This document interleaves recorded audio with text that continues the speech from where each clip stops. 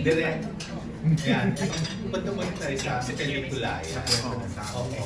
Paano na-conceptualize? Matagal na to, project At bakit na-decide na gawin yearly event? Okay, number one, this was conceptualized ahead of our time. This was conceptualized by Chair Lisa. Okay, and we agreed that it's an important project. So we continued it. Why is it going to be every year? Because every year there is a celebration of Pride Month.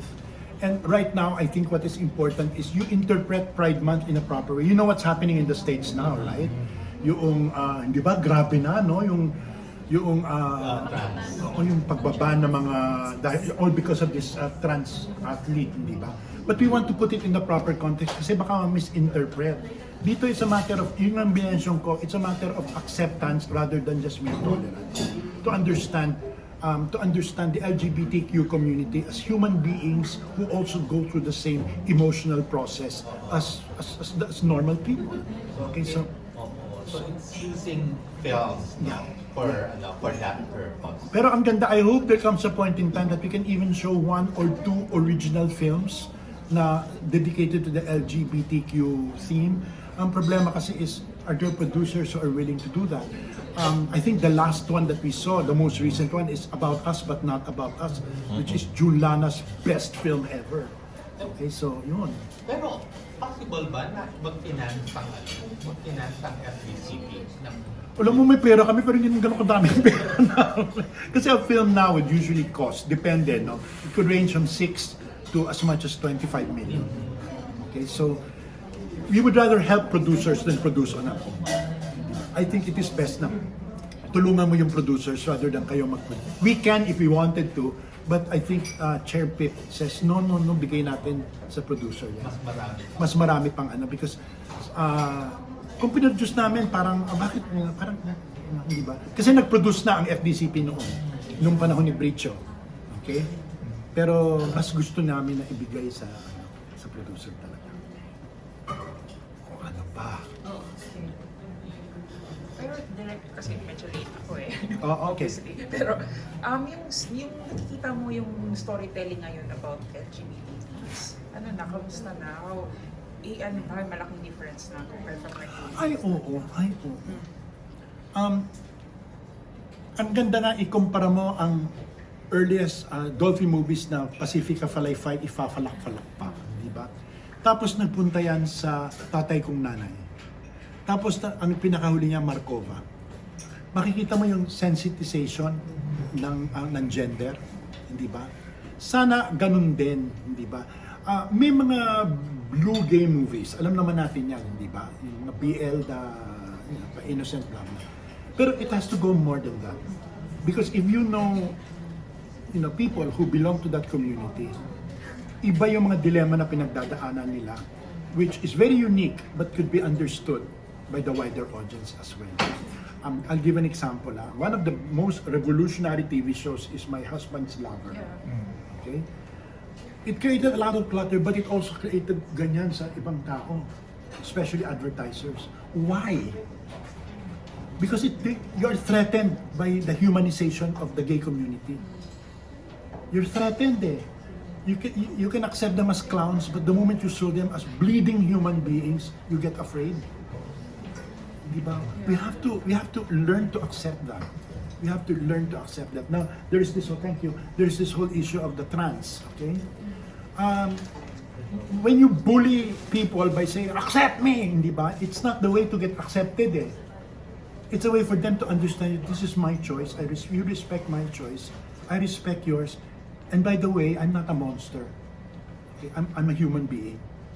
I think those are the things that we need to convey. And film and television are two of the most potent ways of bringing out this information. Nai-inlove ka pa ba, Direk? Speaking of. Ayokong pasukin yung subject na yan. When you're nearing the age of 70, you realize the true value of love. Okay? You realize when love. Bakit mo tinatanong sa akin? Kasi ang kumbaga LGBT issues tungkol pa rin sa Language. love, pagtanggap sa No. ganung klaseng pag-ibig. Oo, pero alam mo, the best decision I made is when I became a teacher. Okay, because I've always imagined, my father used to tell me that, there is nothing more lonely than a life alone. And that is why he was afraid for me. Okay, that he didn't want me to be alone. And he says it's important to have a family and the legacy with children. Okay, the children. And I'm a living proof of the legacy of my father. Then I realized as a teacher, my God, I have more children than my father. So, yun. Do I believe in love? Do I still follow? Yeah, I love my kids.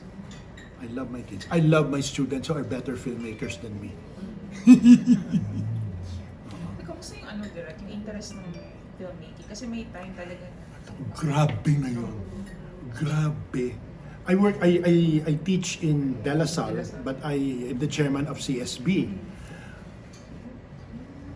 Grabe.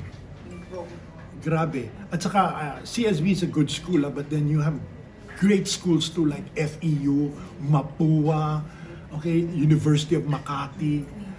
Ang dami-dami na. Sa film. Can you imagine if you give opportunities to these kids and let them grow? I keep telling them, look, we don't need another Joel Lamangan, we don't need another Love Diaz. We need a new you. Okay, you have to, if this generation is given the chance, I think Lino and Ishmael will rise from their grades together with Marilo, and they will applaud because they're much better than any of us. Dahil part ka rin naman ng Cinematheque, kumusta na yung ngayon yung so far, yung mga entries? Yung mga papalabas sa Oo. August, Oo. ah, Konting ano lang. may documentary na Ang Tapang, Oh.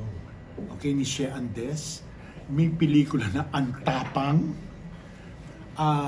May gay movie kami, okay, yung kay Samantha Lee. It's a lesbian movie called The Rookie. May mga movie kami about the effects of the pandemic. Panoorin nyo, it's very interesting. Yung 2024 for next year, yung kakapili lamang, mas nakakaloka sila. Mas nakakaloka sila. Enjoy, enjoy. Tapos yung sa short films na napili, Out of 100, ang dami, 96 ba? yeah, Oo. yung 10 na napili. Wala akong kinalaman doon, nakaganyan lang ako. Kung magulgul ako ng iyak dahil 3 doon estudyante ko nakapasok. Oh. Sabi ko, ay, shit. Diba? Masaya. And I really, siguro, may give up ko na everything, wag lang ang teaching and Cinematheque. MMM. Tapos na, Direk, tapos na lahat ng Cinematheque entry. Post-production na sila. Dalawa yung tapos na. Yung iba post-production na. Kaya lang, PICC, no? Oh. Nakaloka eh. 3 taon pa yan. Ha? Bagong venue ng cinema. Well, we can't. We have no choice, hindi ba? We hold it in a mall, iba eh. Ibang Okay din yung culture. PICC, okay din yun. No, alam mo, bago ka makapunta sa kabilang sine, pagod ka na. Ang lalayo na. Malayo? Ang lalayo na mga sine.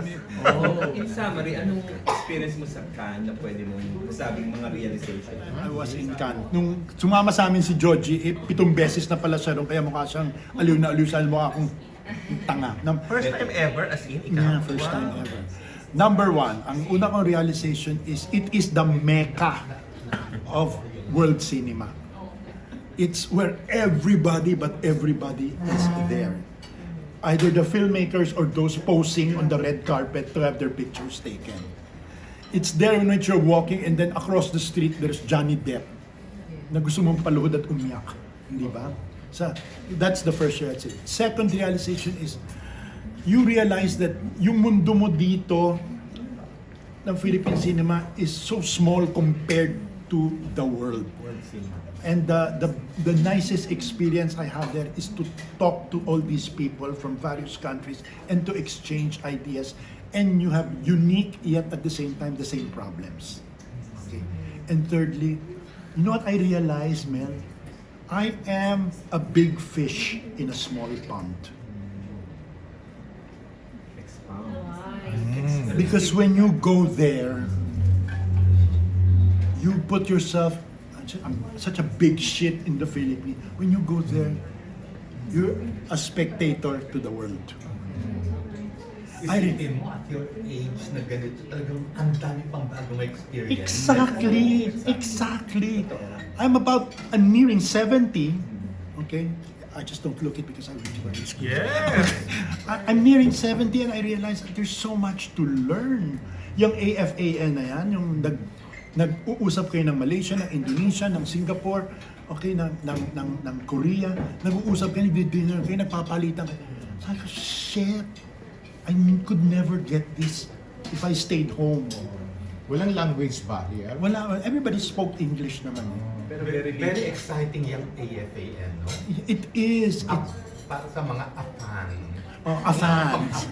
No, at saka it's meant to protect. It's meant to protect kasi ang isang basic worry ng AFAN, nawawala na ang mga cinema, lahat na pupunta na sa streaming. Yung filmmakers are making streaming but not cinema projects. So we have to protect ourselves. Pero ang ganda niyan, kung isang buong region talaga yung magtutulong. No, oo. Alam mo, ano yan eh, makakaya yan eh. Yan ang there's a big event in Busan in which the AFAN, all the councils will have a big, get together. And then constant yung emailing naman namin na about what to do and yung the things. And it's so exciting. Kailan yung Busan, Direk? October. September and Toronto. AFAN, like the representative of Philippines. Oo. Miss ko siya. Hindi, ako, as technical, okay, because at that time, si Chair could make me oral surgery. He had really bad oral surgery and namamaga ang mouth ng aking chairman. Ba't wala siya ngayon? Nasaan siya? Hindi ko alam. Basta nasa ako. Minamahal naming members of the press, salamat po sa pagsama sa amin ngayong hapon.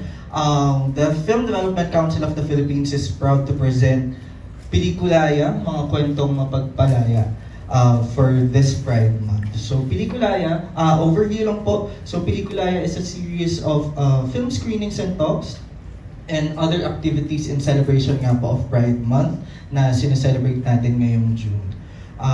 We are doing this to promote gender equality and acceptance through the use of cinema. It is an amalgamation of pelikula, kulay, and laya. And through the years, in the past 2 years, nakapagpalabas po kami ng landmark films in queer cinema, like Game Boys, Lingua Franca, Handmaiden, and Boys Don't Cry. So for this year, mga kwentong mapagpalaya, so we are proud to present a curation that aims to put a spotlight on the stories and narratives that delve into the underrepresented sectors of the LGBTQIA+ community. And yun nga, sana po ay samahan nyo kami starting this Friday, June 23 hanggang June 30 sa iba't ibang venues po all throughout the Philippines. So Cinematheque Center Manila, Iloilo, Davao, Negros, Nabunturan, sa Cinema 76, UPFI, Sinadarna, and Cinema Shangri-La Red 76. Carpet. And hindi lang po tayo magkakaroon ng on-site screenings, pero magkakaroon din po tayo ng online screenings through OneFlix, the FDCP channel. So para po i-discuss yung slate natin for this year, here is Ms. Jen Lopez. Hello po, good afternoon po. For the on-site screening po, so we have the following titles. So we have Billy and Emma, Girl, Happy Together, Mamu and a Mother Too. We also have Metamorphosis, The Boy Foretold by the Stars, and also a free screening po of Manila by Night. We also have free screenings po of these titles in partnership with the embassies. So we have Dating Amber, co-presented po by the Embassy of Ireland and the Delegation of European Union in the Philippines. We also have Finlandia, co-presented po by the Embassy of Mexico in the Philippines. We also have Love Scott and I Like Girls, co-presented by the Embassy of Canada. Moonlight, co-presented by the US Embassy and the American Space Organizations. And also Love of Siam, co-presented by the Royal Thai Embassy. So these films will be screened for free.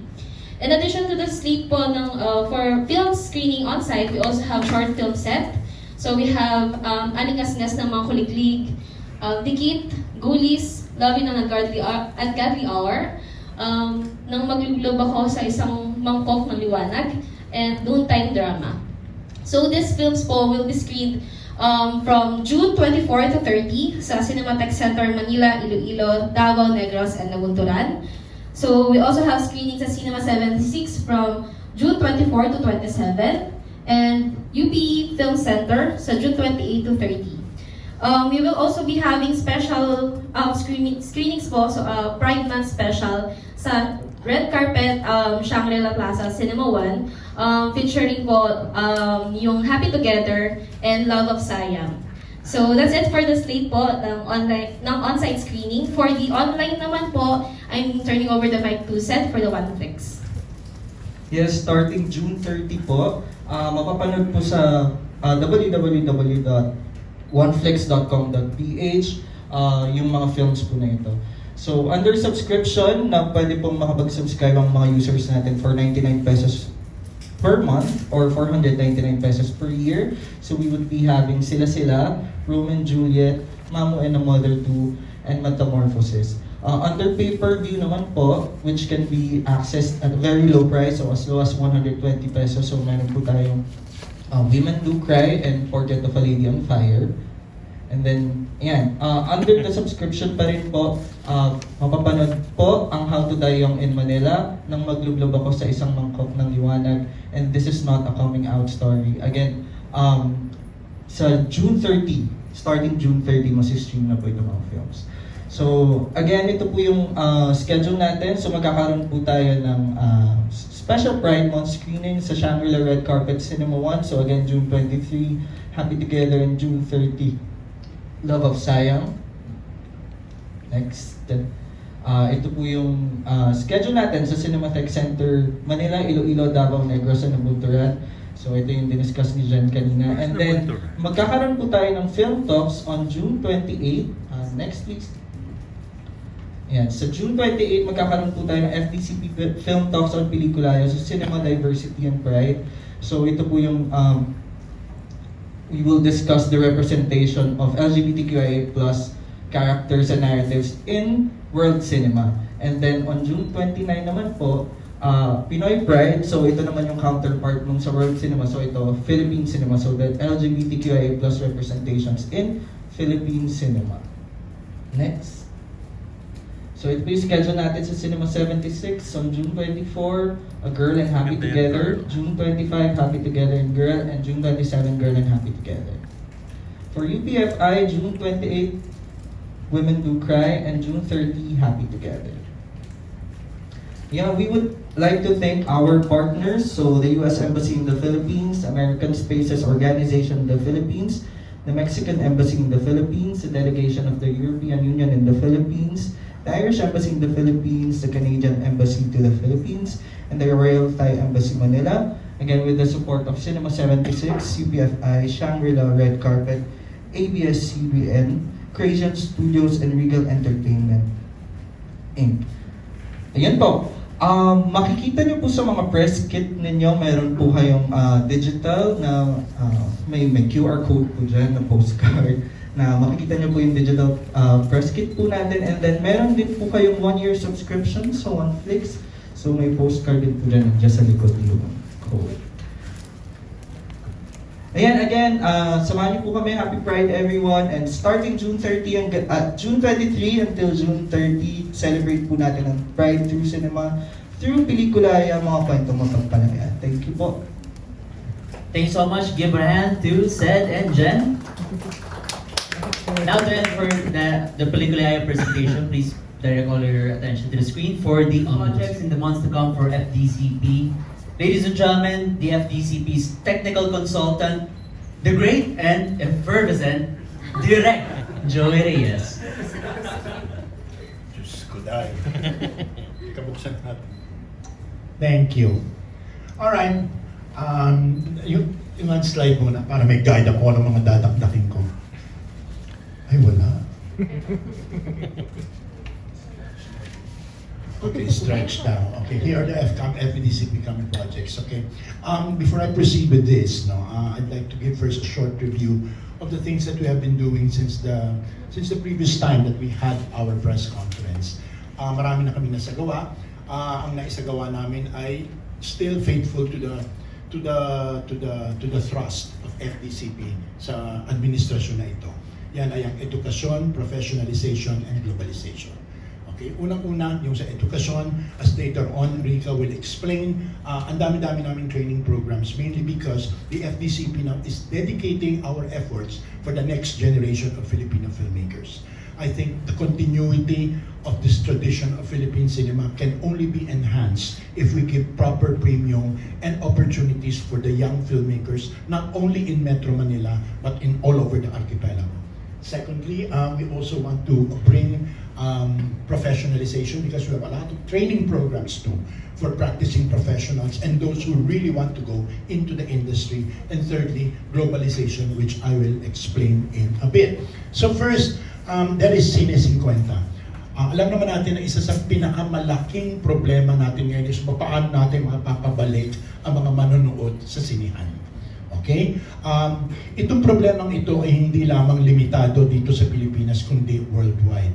Ilan lamang mga bansa sa ating, ilan lamang bayan, only a few countries all over the world have already been able to attract their people to go back to movie houses. Dito sa Pilipinas,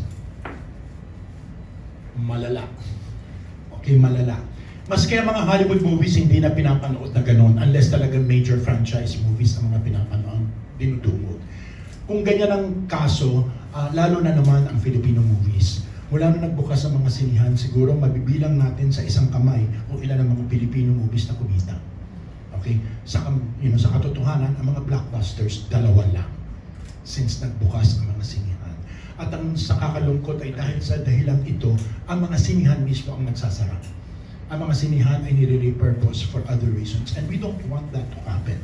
Because if that happens, the whole tradition of Philippine cinema will also die. The hope depends on the next generation, kaya meron kaming training na ganyan. Pero, may gagawin kami itong Cine 50.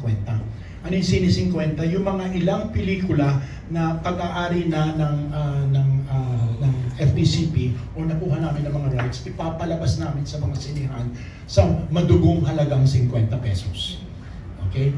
We're trying to bring back, these quality films not only for cineasts but also for the popular audiences, for them to go back to the movie house and pay 50 pesos only. Okay? Ang karamihan dito ay mga pelikula na na-acquire namin para doon sa mga cineasts, mga mahilig talaga sa pelikula at ilan with popular taste. Okay, yan ang Cine 50. Okay? Ang ikalawa ay yung FDCP brings world cinema to the Philippines. Kagagaling lang po namin sa 2 festivals, namely Berlin and then to Cannes for the market section.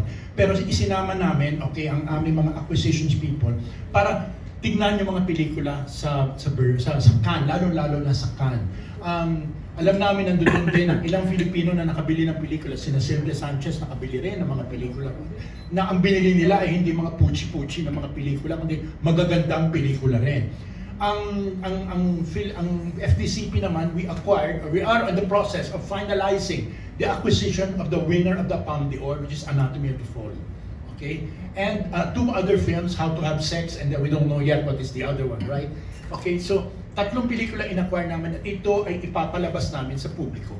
Okay? We have a distributor here, and then eventually, after the public exhibition, papalabas namin sa mga Cinematheque.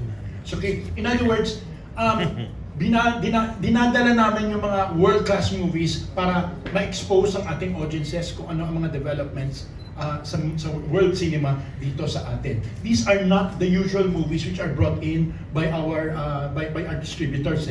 Ito yung mga talagang niche movies na gusto namin i-provide hindi lamang sa ilan na mahilig talaga sa pelikula, kundi sa buong publiko mismo. Okay? And in the same process, we are hoping that we can also create world-class cinema. Alam mo, Marinel, ang problema hindi lang naman sa amin, ang problema din ng producer at hindi natin masisisi sila. Hindi sila magsusunog ng pera kung alam nilang malulugi sila. So kailangan encourage natin sila at bigyan natin ng incentives ang producers na muling mag-produce ng mga movies na hindi lamang for box office purposes, kundi yung ipagmamalaki natin sa buong mundo. Lagi ko nga sinasabi, Jerry, is pointless yung pagpunta namin ng mga film festival kung wala tayong maipakikita sa mundo. Okay? Gumagasta ang gobyerno, hindi naman para mag-junket kayo. Hindi ba? At saka, abunado pa kami ni Chingre. Ano kami. So sabi namin, kailangan meron tayong maipalabas. Kailangan may palabas, kaya kailangan mabigyan ng incentives ang mga local producers to come up with world-class cinema. Next slide, please. Ano pa? Okay. Kalimutan ko nga pala, meron palang restoration. Buti binilang mo na. Ano? Ano? Yung... oo, may Omni-Video daw yung mga FDCP na na-acquire natin mga movies. Okay, pakita. Ito yung mga na-acquire namin para Palabas dito. Dalhin. oo, para dalhin dito sa Pilipinas. Sa natin ang tao na ito pa ang ibang klase ng magandang pelikula. Baka gusto nyo at eventually mahasa ang inyong panlasa. Diba? Oh, take it away. Show it na. Again, available. Right now, we are working on, may good news nga pala ako sa FDCP. Just this afternoon, pumayag na ang legal for the restoration of Sister Stella L. and Relasyon. Okay? Of Mike De Leon and Mike De Leon, Sister Stella L. and Relasyon. Pero, mahanap pa kami ng ibang mga pelikula na pwede namin ma-restore para hindi ito completely mawala. Because you would be surprised how many movies are already gone because they were not properly handled in the past. So we're trying to keep up to pace with all this. Okay, next is the FDCP Film School, the Weissner. Ako ba ang papaliwanag nito o ikaw? Ako na. Okay. May acting workshop kami, pero this is handled by Angeli Bayani and certified Meissner school na instructors. Okay, these are for working actors. Okay, and this is for free. Okay, this is for free. Sila Angeli will inopen namin ang application from working actors, and then from the working actors, pumili sila, i-audition sila kung sino ang makakapasok doon sa training program na ito. Open ito sa lahat. Okay? And pag napili ka, it is for free. Okay? May isa pa kami, may junior version naman na susunod din, but this time it's for students, an acting course for students. Okay? It's a long-term workshop also for students. And again, my God, it's for free. Okay? Again, i-audition yung mga bata na mag-a-apply at sila yung alam mo, Jerry, ang gusto namin inculcate sa mga batang artista, yung acting is an art and a craft, and you don't become an actor to be a celebrity. Being a celebrity is only a fringe benefit, but what is important is to take the craft seriously, because it is those who take the craft seriously who last the longest. Okay? It's not enough that you become a sensation. But what is important is you give a certain degree of artistic contribution. Okay? Add ko lang. Sige, go. Okay, Meissner will start on July 10.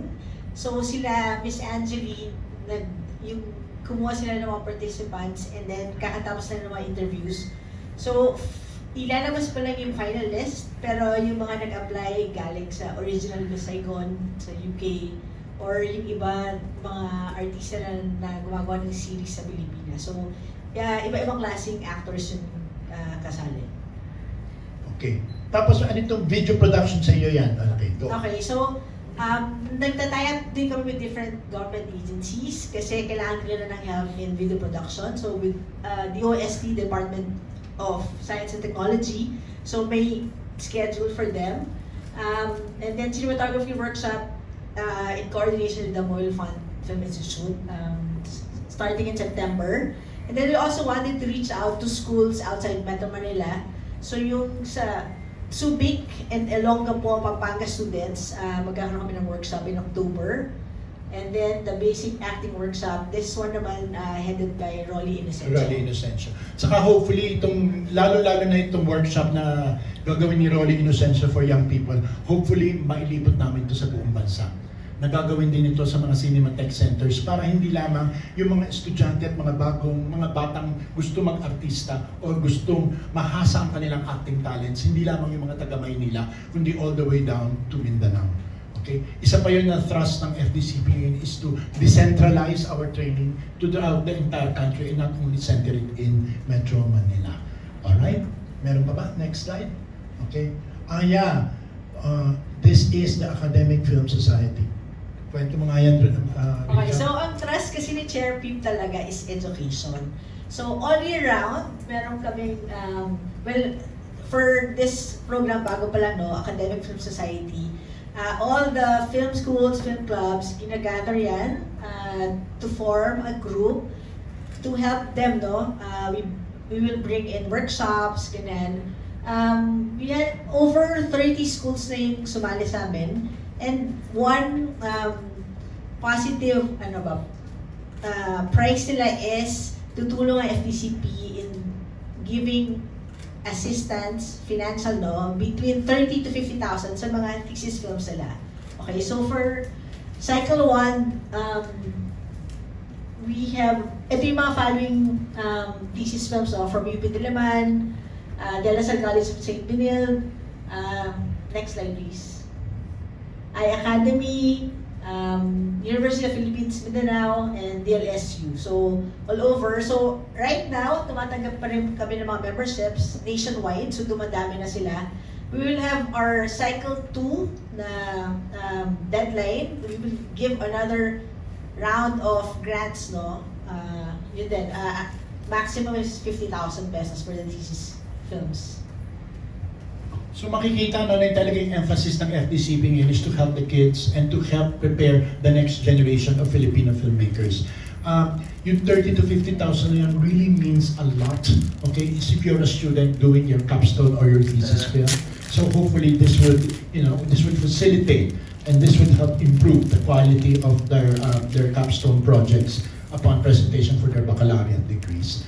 Okay, then there is the International Film Studies Assistance or IFSA.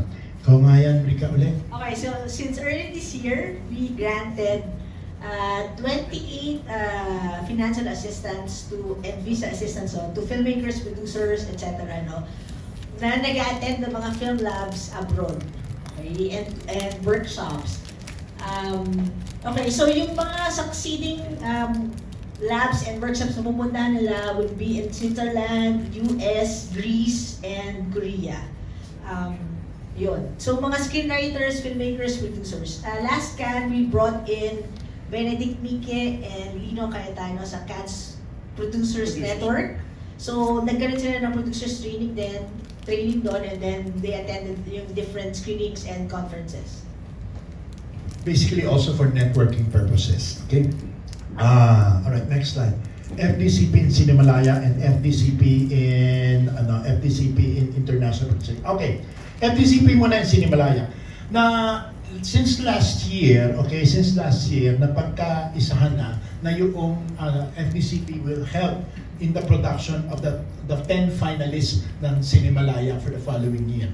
Pag napili kang finalist ng Cinematheque, bibigyan ka ng 1 million ng Cinematheque Foundation, and FDCP will give its counterpart of another million. So, pag napili kang finalist, automatically may 2 million ka na as seed money for your production. And that really, really helps a lot.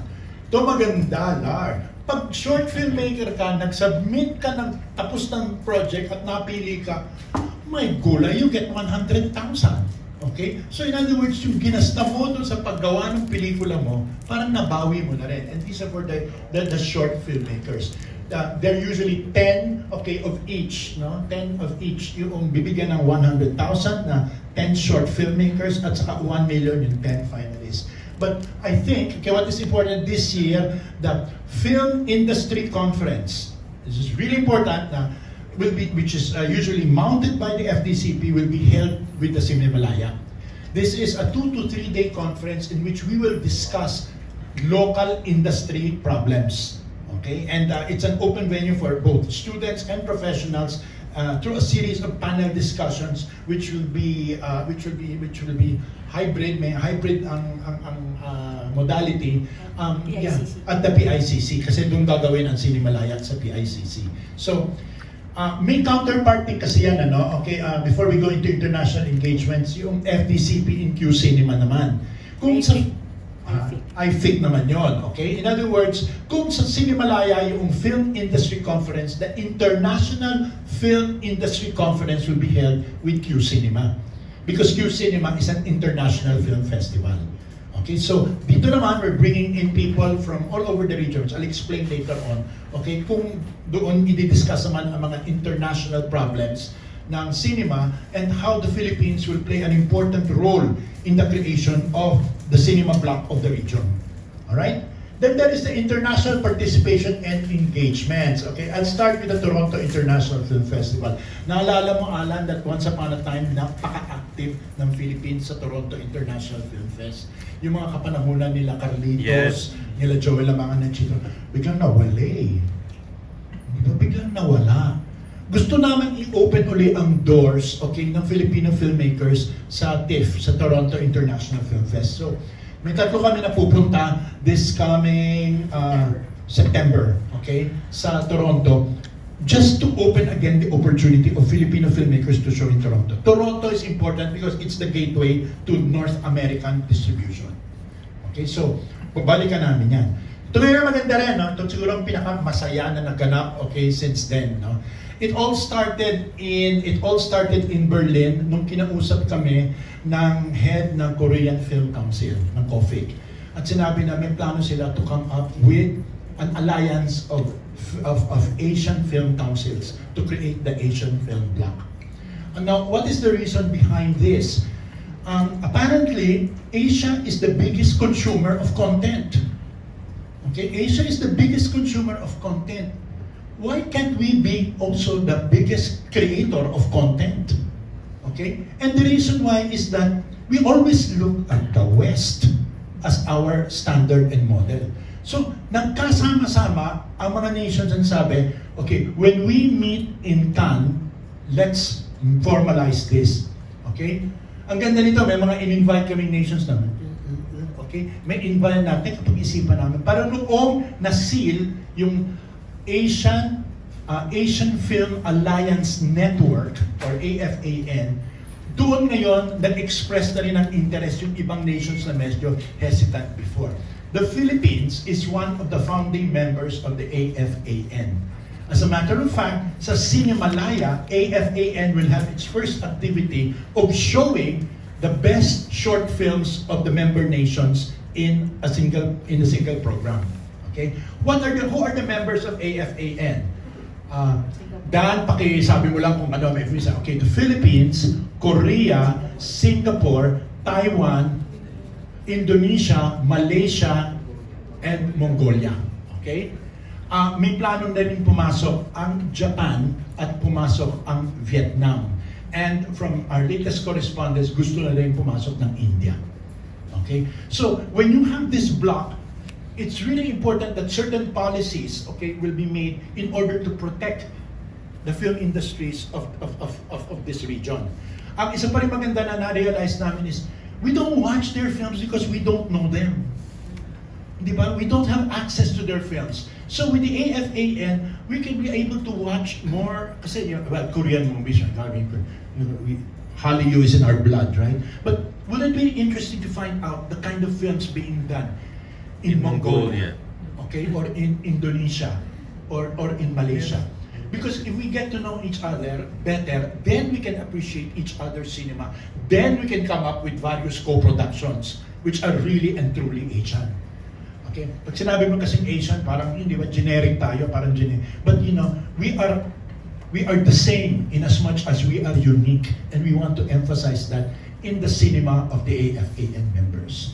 All right? Next slide. There's also the Philippine Film Industry Month. Okay, September is the Philippine Film Industry Month. Last year, ang team natin is manood tayo, tuloy ang pelikula, tuloy ang kwento. Now, let's go back to movies. This year, we're going to give tribute to Philippine comedians. Okay, and this year, we're giving the highest tribute to Dolphy. Okay? We are celebrating the various film comedians. And we're gonna have, talks and all that as early as giving respect to Bugo, Tugo, remember, Chichay, Aruray, Cynthia Patak, okay, all these people who used to be the comedic benches before, okay? But more so, we're going to, put them to the forefront, like I mean, how can you discuss Philippine comedy now without mentioning Vice Ganda, Eugene Domingo, Ay de las Alas, and the likes? So we're going to have a whole month celebrating Philippine comedy. Ang tawag namin din, Sile Halakhak. Okay?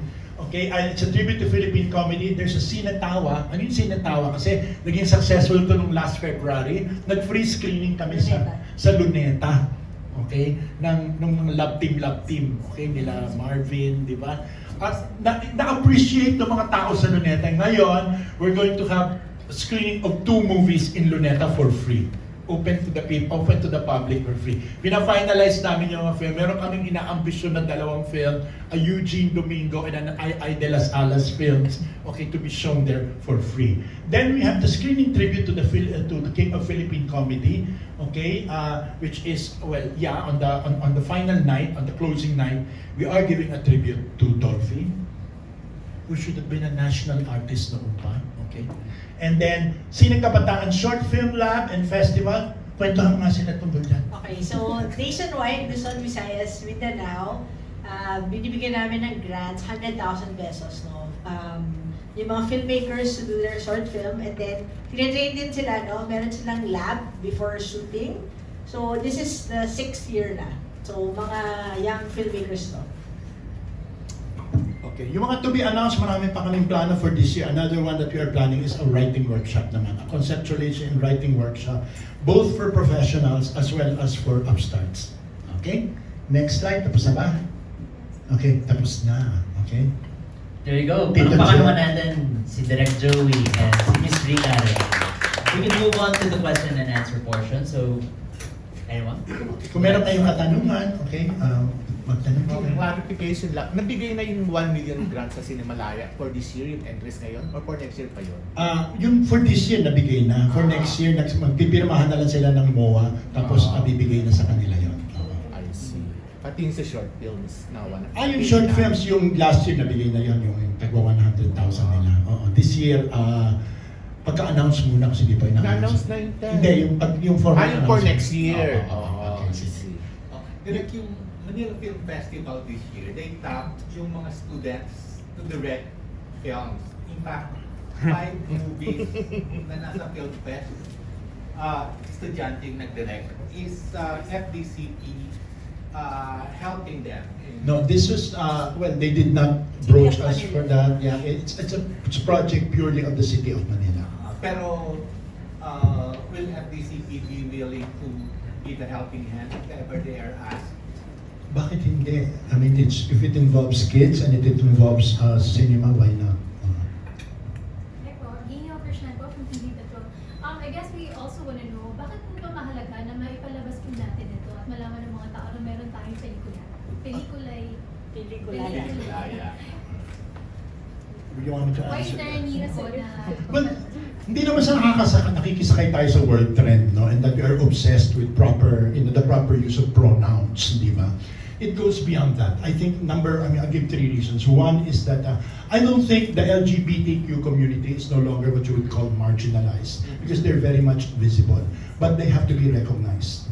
Okay, I think the recognition comes not only from how we treat them in real life, but also in the various expressions of art in which they are represented. Secondly, the whole LGBTQ process is also maturing, okay, and evolving, and we need to capture that. And thirdly, ito naman personal ko lang, in our country, the LGBTQ is tolerated. And there is a big difference between tolerance and acceptance. Okay, we have to learn to eventually move towards acceptance rather than mere tolerance. And that is why all the talks prepared by my friend here said is all about representation, because the personification of the LGBTQ character has to evolve from much more than being the village idiot or the village clown. He has to be seen as a human being capable of emotion and utmost seriousness.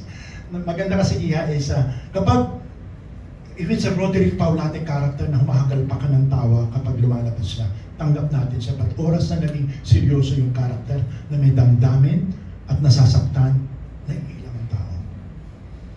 Dapat yun ang kaunawaan natin yung mundong yun rather than merely look at it for amusement. Thank you for that. Yes. Clarification ulit, malaki ba ang talent ni Angeli Bayani para sa workshop, sa ating workshop? Hindi. Barat ako. Barat kami. Sila talaga yung Meissner teacher. So, hindi, kahit sino hindi pa niya magturo, sila lang. So, may certificate sila. May approval pa yan from LA. Ah. Oo, kasi there has to be an approval from the Meissner School in LA. And ilan lang yung mga teacher talaga na trained. Tatlo lang na Philippine teachers ang recognized. Anong pagkakaiba nung Meissner and Derek Morris? Ay, naku, iba-iba yan. Iba-iba yan. Ang maganda kasi sa Meissner is, iba rin ang sa Chubak. Chubak comes closer to Eric Morris than Meissner. Kasi sa Meissner, pabobo ka, hindi ka papasa. Because doon nag-iisip ka. Film and TV actors. For film and TV actors. Kasi dito, sa Meissner, no two takes must be the same. Okay? And so far, alam mo, Lars, sa lahat ng artistang nakatrabaho ko, siguro 2 lang ang ganun. Na kapag iba ang take, iba ang atake, pero hanip, alam mo, nag-iisip siya. Sino yan, Direk? Names po. Isa, si Judy Ann. Ay.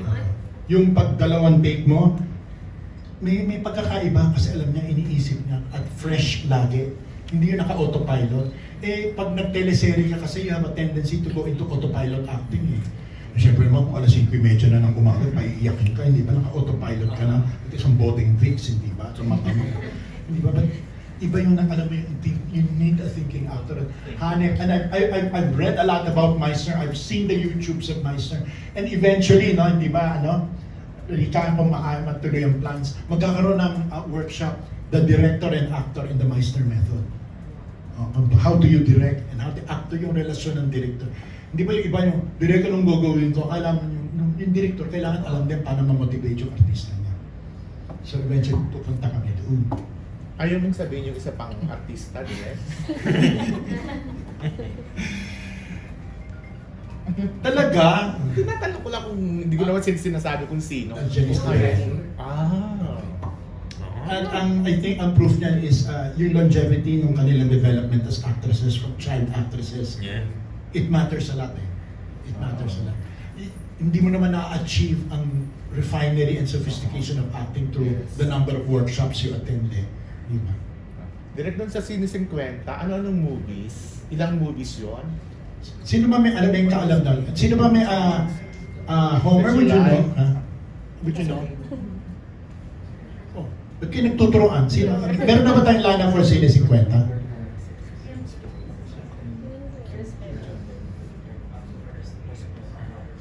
Okay. May 6 films sa Sine 50. I'll give you the local films now. Ano yan? Respeto tsaka John Denver 20 po so far. Okay. Respeto and then And On the Job. And On the Job. Yung one on the job one. Saan? Yan ang inaayos pa namin. Kasi kaya kausapin pa namin ng SEAP kung alin yung mga movie houses na ipapahiram nila, ipapayag sila na Kasi, well, one thing is we are really trying to develop a very cordial relationship with the theater owners because we need them for projects like this. Okay? Na 50 pesos. On the Job, John Denver Trending, and Respeto. Okay? Direk, kailan niyo papalabas yung Anatomy of a Fall tsaka How to Have Sex? Mauna ba kayo sa Q Cinema? Hindi, because most likely, pahiram muna namin sa Q Cinema yan.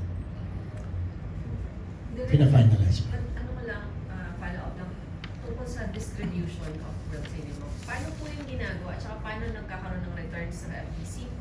Kasi di ba ina-acquire niyo yung rights? Tapos, yun, paano tayo nagbe-benefit doon, Direk? Ikaw na sumagot, medyo bulong ka ng bulong sa akin. No, actually, alam mo, okay, number 1, meron kaming distributor talaga, di ba? Which is Solar, no? Solar, ang nagdi-distribute. Pero alam mo, Marinel, hindi kami on the yung recuperating levels. More of, more of, bulong ka ng bulong sa akin. Not on the yung to recover the investment. Kasi, this investment is the investment of the culture that you're bringing to the people. Hindi namin hinahabol na ma-recover namin kung magkano yung binayad namin. Kasi bahagi yun ng trabaho ng FDCP na dalhin itong mga pelikula dito. Merong recovery rate, magagamitin naman namin para sa ibang proyekto. Okay? So, will it make money or not? Or if it makes money, well and good. But if not, the fact that we brought it here, okay, and we made it available to people, because otherwise it wouldn't get here, we've already solved our mission. So, Direk, paano po yun? So, you buy it and then bibigay po sa solar To distribute. Tapos may porsyento on solar, may porsyento sa automatic FDCP. po solar, like hindi po pwedeng yung Daphne, PBA Studios. PBA. Mga or ano. Iba naman yung kina Daphne naman yata. I mean, Homer, would you like to answer that? Come here, dear. Come here. I would just like to correct lang siguro. Actually, the distribution processes as procurement, has my angle kasi siya ng procurement. And then Solar is one of those who really accepted our bidding. And then, in terms of the, getting the rights of your film, actually this, I would like to use the word licensing instead of acquisition. Acquisition, licensing. Yeah. And then it's a fair fee lang naman, negotiated and fair fee, and then we had agreed term for the specific titles. Ayun. Thank you. So, nakuha niyo yung Cannes winners and then papahiram niyo sa Q Cinema? Yes, actually, because it was like it will be licensed to the FDCP, and then that is when we get to sub-license the films to various festivals and or platforms. The term is pahiram, hindi sila bibili na. Hindi nila kailangang gumastos pa. No, may partnership kami with QC. Yes. So whenever halimbawa kung may salesman pag ang sales na natin sa Q Cinema for that specific film, may share po si FDCP, may share si Q Cinema. That's how we support Q Cinema also. Ayun po. May grant pa kayo sa December Film Fest sa MNFF? Bibigay pa? Titignan pa namin. Dati nagbibigay, magkano binibigay natin? Half a million, right? For each film? For half a million for promotions. Summer, 300. For promotions purposes. So hindi pa ngayon napapag-decide yung for discussion? Hindi pa for discussion. Hindi pa kasi we still have to talk to MMDA about that matter. Okay. Curious lang ako, Direk. Ilan na ngayon yung mga nasa FDCP, nagpapatakbo? Ilan na lahat kayo? Tao. In terms of population, Oo. daan mga ilan tayo? 3,000? Ilan? We are now 98. Okay, we are 98 people. Okay, and we are hiring, ang daming fresh grads na hina-hire namin. Okay. Marami na natanggal doon, Direk.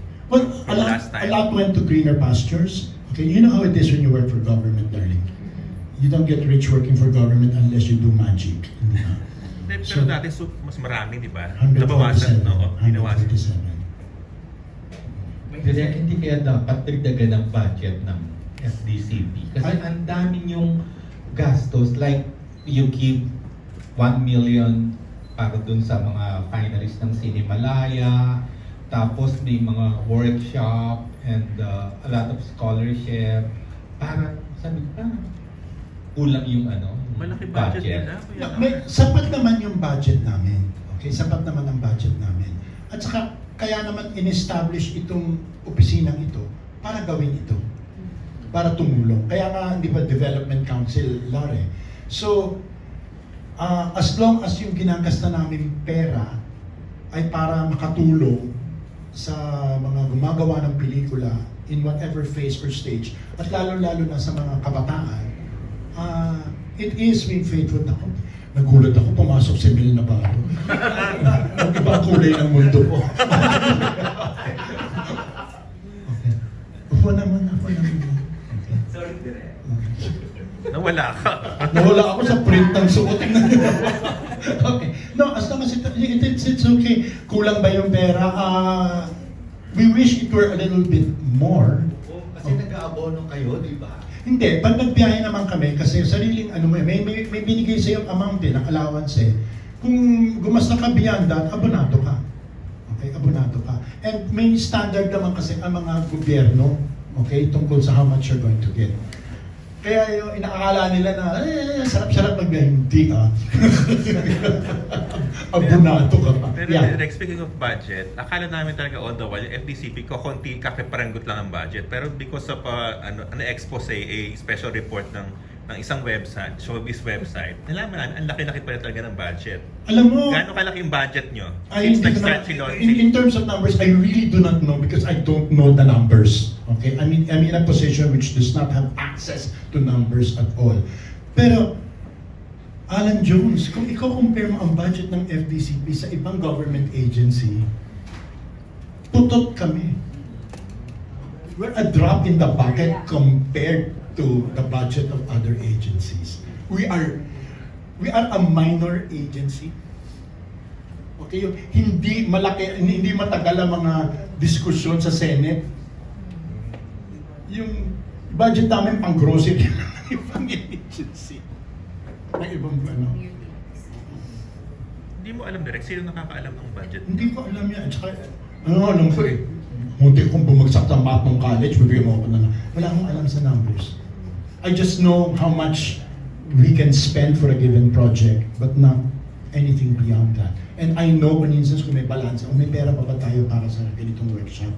That's when I find out, o may balance pa tayo. Okay, and then ganyan-ganyan. Okay. Any more questions? Film Month will be a yearly event. The coffee tuloy, the IFIC and the FIC are also yearly events. So, possible pag dumating yung time na yung PeliKULAYa will be a film festival of brand new films about LGBTQI. Oo nga. Hopefully. Nice. Pero alam mo, ang una muna ng problema, yung mga producer, mautsog natin mag-produce ng kahit na anong pelikula sa ngayon. Alam mo, Lar, ang sama ng loob namin kasi ang daming festivals na humihingi na ng mga submissions.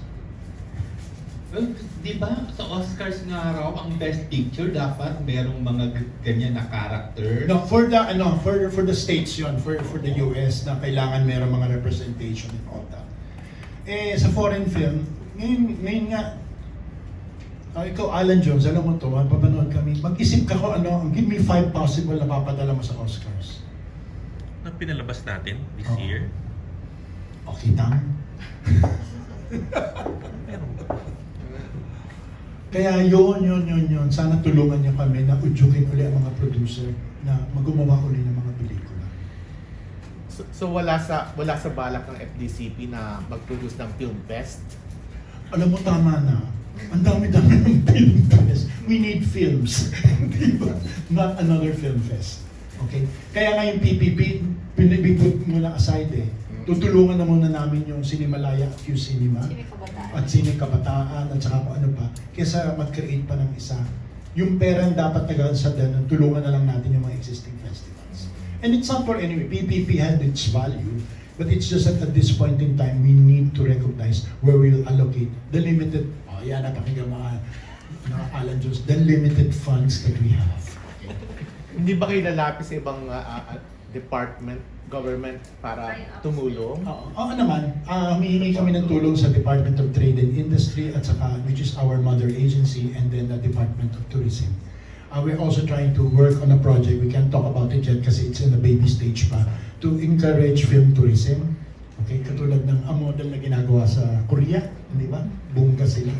Okay, pero alam mo naman, having to work with that, you have to deal with the LGUs. Diba?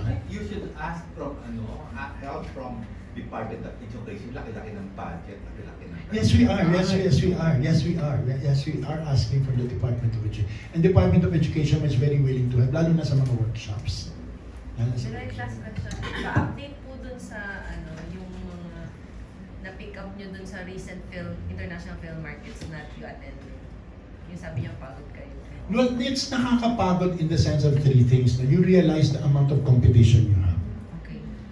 Na kasama ko nung si Rica. Ano po yung mga film markets na yun? What Sa are... Cannes and... No, iba-iba yan kasi yung festival, kung pupunta ka, dapat alamin mo kung anong purpose ng pagpunta mo. May mga festival tulad ng Venice, okay na, it's just a festival. Okay? Na tulad ngayon sa taong ito, wala namang napili na Philippine film sa Venice, wala namang inasta participation sa Philippines, hindi na kami pupunta. Okay? Same thing with Locarno. Walang film market doon. Wala. Okay, wala. Same thing with Locarno. Sa Locarno, wala namang involvement. Parang feeling namin, parang nag-aksaya ka ng pera, pumunta ka doon. Kasi hindi mo na i-scope yun dahil napuntahan na yun. Okay, but there are only so many major festivals. For instance, ang pinaka-importante sa Asia is Busan. Okay? Na talagang pupuntahan namin in full force. Na-realize namin, yung scope namin, ni Indidan, at saka ni Seth, at saka ni Paolo, ni Sam Samahan, ang super bongga ang Hong Kong Film Mart. Talaga palang bonggang-bongga yun na pambentahan, talagang palengke ng Asian films. Sabi namin, doon, imagine Aster nung pagpunta namin doon, 2 booth lang ng Philippines, GMA lang at Viva. At dahil 2 yung booth mo na hindi kayo full force, dyan nasa likod kayo. Para ka sa harap, kailangan ang dami nyo. Sabi ko namin, ako next year, gagawa tayo ng isang block ng mga Filipino para yung mga hindi makan-afford na mga producer na bumili na FDCP mananagot. Lalagay natin sa ating FDCP. At saka, kinausap ko na ang Viva, in daw sila doon sa isang block. Para may isang area, the Philippine sellers. Kasi hindi alam yun ang FDCP before. Ano yun? Ba hindi yun alam ng FDCP before? Hindi ko alam. Okay. Kailan yung Hong Kong Film Fest yan? Kailan yun, Dan? March. During March. So next year, direct bongga tayo. Ay, super bongga because as early as October siguro kakausapin na namin ng mga producers na ihanda nyo na you can use the FDCP area, kukuha kami ng malaking area, doon kayo makipag-meet. Usually ginagawa din naman namin sa Busan yan na halika dito kayo mag-meeting sa Cannes. Ang Q Cinema, ando doon nagmi-meeting. Okay, maski si Cherlisa, ando doon din nagmi-meeting, si Manet Diary. Ang dami, kasabay namin. Ang partner pa namin doon, Beautiful Singapore, hindi ba? Oo, 50-50 kami sa mahal-mahal ng buti. So, yun, saka mas masarap yung pagkain na dala ng Singapore. Okay, so yun, masaya. Yun, so basically we realized that the major festivals are Busan, not even Berlin, because Berlin is European market. Cannes, okay, Hong Kong Film Mart, and then titik na namin i-penetrate ang Toronto for festival purposes. Because we want to bring back the Philippine filmmakers into the Toronto Film Festival. At saka sabi niyo po, for us to make an impact, ano po yung gagawin? For us to make an impact, we all need to work together. How shall I put it? It's not enough that we make films, but we make films for the world. Hindi ba? Nowadays, kumita ka ng limpak-limpak dito, pero dito lang. Pero kung gumawa ka ng all you need is one parasite. And Bong Joon-ho took a long time to do that, but when you get to that point, your audience is the world. Kaya chinichika-chika PeliKULAYa yung head ng Korean film, I'm twisting his arm para kunin ang syllabus ng Korean Film Academy, and then I'll bring it to my school in CSB to come up with synergistic ng ganon, BF in Performing Arts for Media. So, kailangan kasi ang kitid ng vision natin Ang kitid Hindi ba? It has to be for the world. And it can only come if we all help each other. Kahit anong gawin ng FDCP, kung walang tulong ang producer, walang tulong ang media, walang tulong ang education, walang mangyayari. Mamamatay ang ating cinema. Direk, can I ask something? Kasi Yeah. Let's face it, karamihan ng mga dinadala natin international movie or international quality, okay kung may nabibili sa ilang bansa or nakakapasok sa iba't ibang international film festivals, but when they are shown here or locally, hindi sila kinakita. What's the problem? Yun ang pinakamasaklang, Aster. Mas marami pang taong banyaga na nakapanood ng mga Love Diaz at Brillante Mendoza kaysa sa mga Pilipino. And yet, yan ang mga kinikilala mga film. What is the problem? I guess it's film education. It's not that we are properly... Pero alam mo, Aster, one good thing that happened during the pandemic, tumaas ang antas ng panlasa ng Pilipino. Dahil kasi nakulong sa bahay, nanood ng Netflix. Okay? Nanood ng mga K-drama, kaya ngayon yung mga pichi-pichi na drama, hindi ba? Hindi ginaganyan na ng Maski nung yaya ko sa bahay, ginaganyan na nila pag pichi-pichi yung drama. Kasi tumaas ang antas, and that's important. That the audience becomes more demanding. And that's why we are emphasizing film education. But there are less and less producers na nag-produce talaga ng pelikula. Totoo. So that's another problem. That's another, so how do we give them an incentive? Yan ngayon yung wino-work out ng aming dakilang chairman na magkaroon ng tax exemption, magkaroon ng tax holiday. At saka kinakausap din yung para ibaba ng konti ang presyo ng mga theater tickets, movie tickets. No, kasi, well, alam mo't wala nanonood, Aster, magkano ang minimum wage? 570? Kung ang ticket mo is 300 or almost 400, yung dating nanonood ng Filipino movies cannot afford anymore. Tapos ang dami yung kalaban ngayon, streaming. Well, yeah, we can't help but, it's an inevitable part of technology, di ba? Alam mo, papunta na tayo doon na facilitate lang ng pandemic. Papunta na doon nung na-pandemic, nakulong tayo 3 taon, nanood tayo ng Netflix, ba't ka pa lalabas? Napabilis lang. Napabilis lang. Magkano babayad mo sa Netflix? 499 a month? Diyos ko, 1.5 tickets lang. Di ba? Direk, ano-anong TV shows, TV dramas ang pasok sa panlas ng yayay mo?